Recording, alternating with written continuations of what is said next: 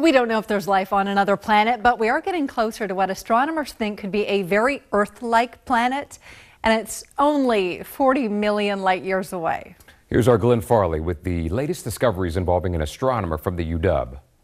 In 2016, astronomers spotted this and named it TRAPPIST-1. It's that faint red dot.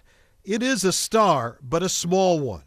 But it has 7 planets going around it, and 2 of them are in the so-called Goldilocks zone, like Earth, close enough to its sun to be warm enough, but far enough away to avoid boiling off the atmosphere in any water. In other words, just right.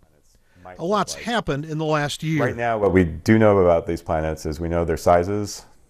The recent measurement we made has given us an estimate of their masses. We don't know the atmospheric compositions yet.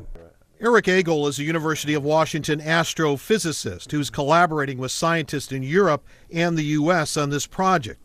These pictures, while based on science, portray wet and rocky worlds, still involving some artistic interpretation of what they could look like. That looks like us, except for the land masses. That's just a guess. So the clouds are just put in there as a guess of what the composition of the atmosphere might look like, and therefore what climate that planet might have.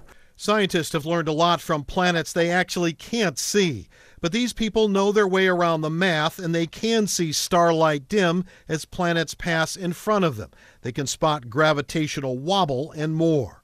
From the first announced discovery of a planet outside of our own solar system less than 25 years ago, we are now approaching 4,000. Did you ever think you'd get this far this fast? I did not, and it's been really surprising to me how much progress we've made in the last few years. Agel's role in this is overseeing what's called transit timing variation, a method he's helped develop. Again, more math.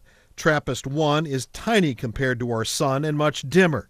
Its planets are orbiting their star in a matter of 20 days or so, far shorter than an Earth year of 365, which all makes this system so much easier to study. The interesting thing about these planets is that they are orbiting so quickly and they're packed so closely that we can measure the dynamical attraction of these planets via gravity on one another. So by studying these really small stars, my colleagues were able to find small planets because the smaller the star is, the bigger the shadow a planet casts as it passes in front of the star. Dwarf stars, that Agel says, are very common, with more discoveries seeming likely. Glenn Farley, King 5 News. I mean, I couldn't explain the math or the science behind it, but I'm fascinated by what they were just talking about. It's just wild to think that, gosh, in a few decades we'll probably be traveling there, or at least, we'll have figured out what this planet's all about. I won't be, maybe you will be.